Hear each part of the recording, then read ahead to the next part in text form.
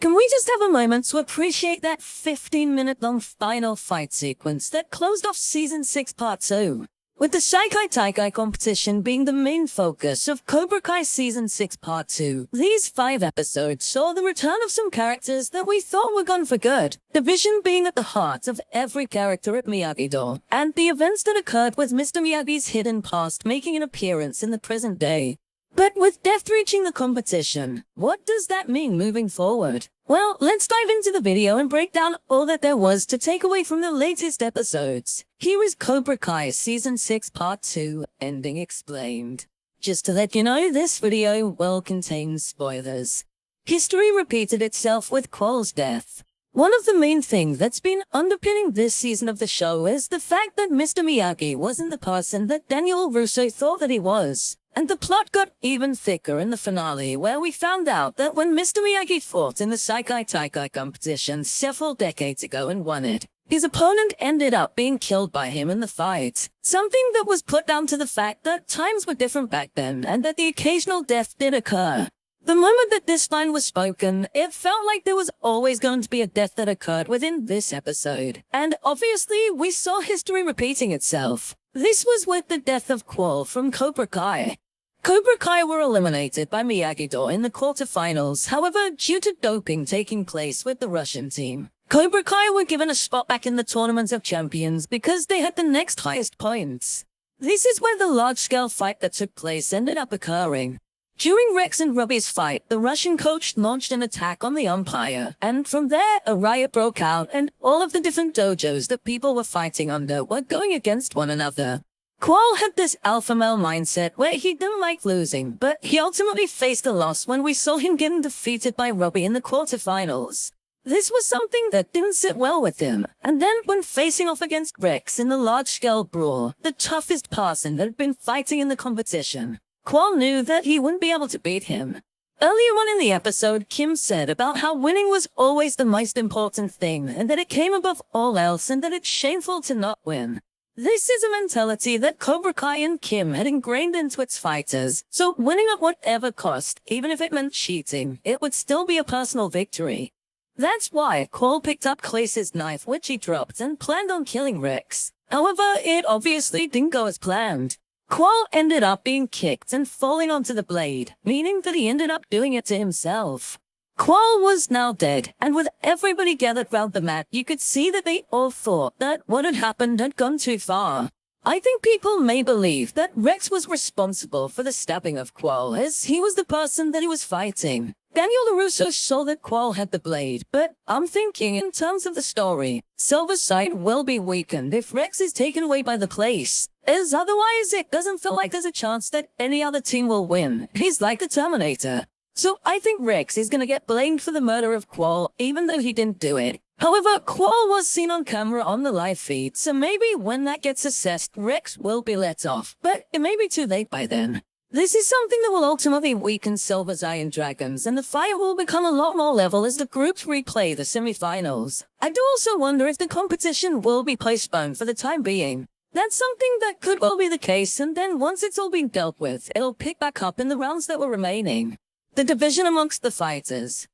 Division was the very thing that was present within this season of the show. We saw it with Johnny Lawrence and Daniel LaRusso, Hawk and Dimitri, Miguel and Robbie, and also Sam and Tori.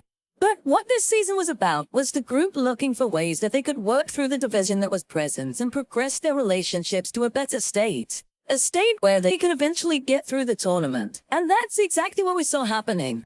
Right at the start of the episodes, Miyagi-Do were crumbling because, at the core, Johnny and Daniel were at conflict. But also, Captain Robbie was distracted because Tori was fighting for Cobra Kai. He was costing them rounds, and it was infuriating Miguel because he felt as though he should have been captain.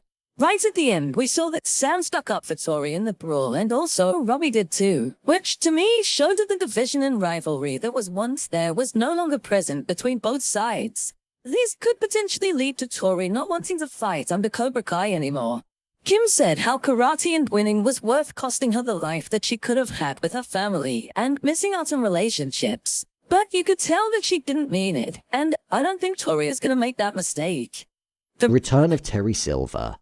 One massive moment that occurred during these few episodes was that Terry Silver ended up returning.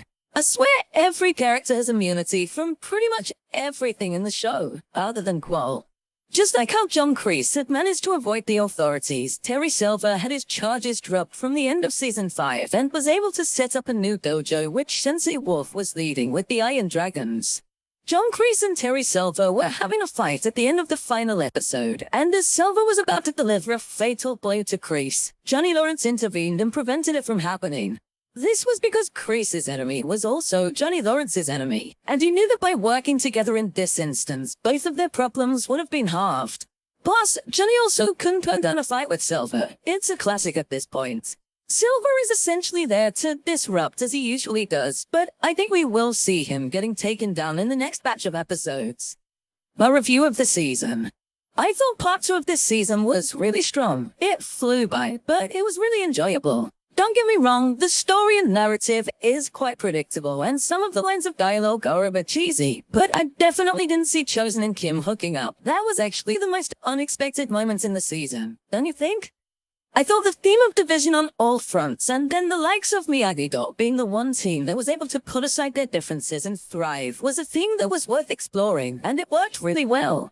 This is because it allowed us to connect with the characters even more and spend a bit more time with them one-on-one, rather than in a larger-scale group. One thing I don't quite get about this season is why Daniel LaRusso cares so much about Mr. Miyagi's past. Daniel LaRusso is almost heartbroken at the fact that Mr. Miyagi had a past before he knew him, and he feels betrayed by it. I just don't understand why he's hurt. People have pasts, and you can clearly see that the fact that he ended up killing somebody when he fought in the competition is what made him change his approach, and probably the reason as to why he wanted to forget about that life that he led before.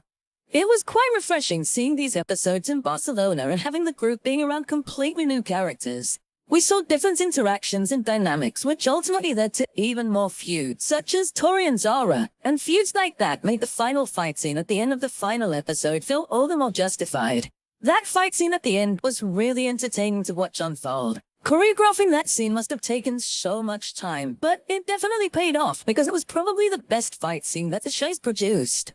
Moments such as Daniel LaRusso standing by Johnny, Hawk and Dimitri bouncing off of one another in the fight, showing that they'd made up, Robbie and Tori standing by one another, and also Chosen and Kim working together. Even though it was a complete mess and there was chaos everywhere, through that chaos, clarity was formed and we saw relationships being repaired. I can't believe we've got to wait until the 13th of November until we get the final 5 episodes that the show has to offer.